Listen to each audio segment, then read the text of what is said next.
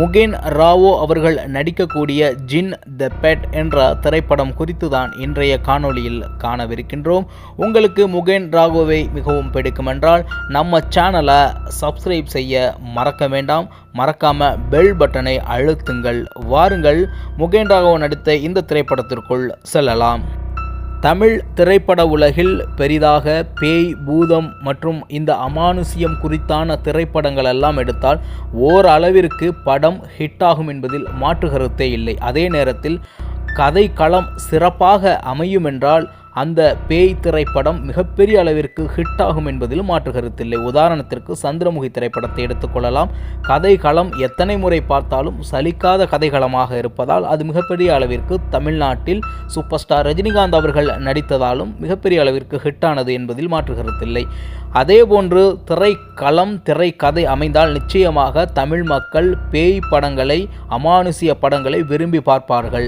அந்த கதைகளை போன்று இந்த திரைப்படமும், அதாவது ஜின் த பெட், ஜின் வளர்ப்பு பிராணி என்று எடுக்கக்கூடிய இந்த திரைப்படமும் மிகப்பெரிய அளவிற்கு தமிழ்நாட்டில் ஹிட் ஆகும் என்பதில் மாற்று கருத்தில்லை. ஏன் நான் அவ்வாறு கூறுகின்றேன் என்றால் இந்த கான்செப்ட், இந்த ஜின் கான்செப்ட் என்பது மிகப்பெரிய அளவிற்கு அரபு நாடுகளில் ஃபேமஸான ஒரு கான்செப்ட். அங்கே எடுக்கக்கூடிய வெப் சீரிஸ்களாக இருக்கட்டும், திரைப்படங்களாக இருக்கட்டும், ஒரு அமானுஷ்ய திரைப்படம் எடுக்கின்றார்கள் என்றால் இந்த ஜின் கான்செப்ட் அங்கே நிச்சயமாக எடுபடும். அவர்கள் அதை வைத்துதான் அந்த திரைப்படங்களையே எடுப்பார்கள். அது பெரும்பாலும் தமிழ் சினிமா உலகில் குறைவு. அதே நேரத்தில் தமிழ் சினிமா உலகில் பேய், பூதம் மற்றும் அமானுஷ்யம் என்ற கதை களம் என்பது மிகப்பெரியது. மக்கள் விரும்பக்கூடிய கதைக்களமாக அது இருக்கின்றது. ஒரு அமானுஷ்யமான திரைப்படத்தை காணக்கூடிய பொதுமக்கள் மேலும் ரசிகர்கள் ஓரளவிற்கு குடும்பத்துடன் சென்று பார்ப்பார்கள். ரொம்ப ஹாரர் மூவியாக என்றால், ரொம்ப கொடூரமான மூவியாக இருக்கும் சில படங்கள், அந்த திரைப்படங்களுக்கு பெரும்பாலும் குழந்தைகளை அவர்கள் அழைத்து செல்ல மாட்டார்கள்.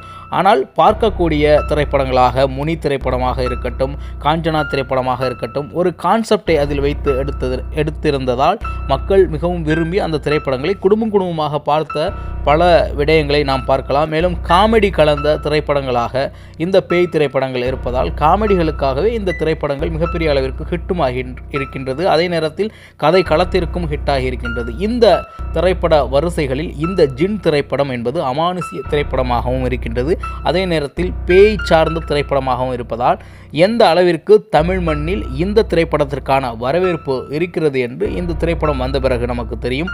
அதே நேரத்தில் ட்ரைலரை, ட்ரீசரை பார்த்தவரை நாம் தெரிந்து கொண்டது என்னவென்றால் இந்த திரைப்படம் என்பது ஒரு புது கான்செப்டை எடுத்து வைத்திருக்கின்றார்கள். இந்த ஜின் கான்செப்ட் என்பது தமிழ் சினிமா உலகில் புதிதா என்றால் இல்லை, ஏற்கனவே பல படங்களில் வைத்துதான் எடுத்திருக்கின்றார்கள். ஆனால் பெரிய அளவில் அவர்கள் வைரலாக காட்டவில்லை. ஆனால் இந்த திரைப்படத்தில் முழுக்க ஜின்னை வைத்து அவர்கள் எடுத்திருப்பதாக திரைப்படம் நாம் ட்ரெய்லர், டீசரை பார்த்தால் தெரிகின்றது. நிச்சயமாக அவர்கள் அதை வைத்துதான் கதைக்களமே அமைத்திருக்கின்றார்கள். பார்க்கலாம்.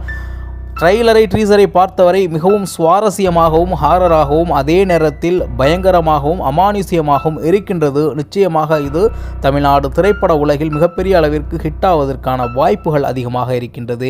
இந்த திரைப்படம் திரைக்கு வந்த பிறகு எந்த அளவிற்கு இந்த படத்தின் ஹீரோக்களுக்கும் மேலும் இந்த படத்தில் நடிக்கக்கூடியவர்களுக்கும் மிகப்பெரிய வாய்ப்புகளை தமிழ் சினிமாவில் வழங்குகிறது என்பதை குறித்தான விரிவாக ஒரு அலசலாக இந்த திரைப்படம் வந்த பிறகு தமிழ் திரைப்பட விமர்சனம் நிகழ்ச்சியில் நாம் உங்களை சந்திக்கின்றேன். அதுவரை இது போன்ற காணொளிகளில் நீங்கள் தொடர்ச்சியாக காண வேண்டுமென்றால் நம்ம சேனலை, தமிழா செய்திகள் சேனலை சப்ஸ்கிரைப் செய்யுங்கள், பெல் பட்டனை அழுத்துங்கள். நிச்சயமாக புதியதொரு காணொளியில் உங்களை சந்திக்கின்றேன். அதுவரை உங்களிடமிருந்து விடைபெறுவது உங்கள் தமிழா செய்திகள். நன்றி, வணக்கம்.